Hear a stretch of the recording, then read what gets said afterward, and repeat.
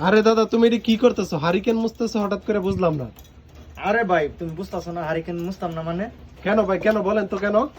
আরে ভাই আপনার বিদ্যুৎ বিলের যে দাম বাড়াইতেছে, হ্যাঁ হ্যাঁ বিদ্যুৎ তো মনে করেন যে আপনার থাকেই না, ঠিক আছে? হ্যাঁ। তারপরে দাম প্রচুর বাড়াইতেছে। আপনার আগে 300 টাকা বিল আসতো, হ্যাঁ এর পরের মাসে আসছে 700 টাকা, এখন 1450 টাকা বিল দিছি ভাই। হ্যাঁ।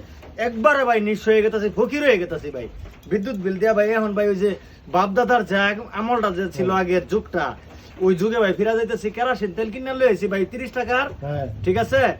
এটাতেই মনে করেন যে আপনার যাবো গা 15 দিন যাবো গা ভাই আমার একটা হারিকেন দিয়েন ভাই, আমারও সেম অবস্থা ভাই। আপনারও সেম অবস্থা হ্যাঁ ভাই? ভাই।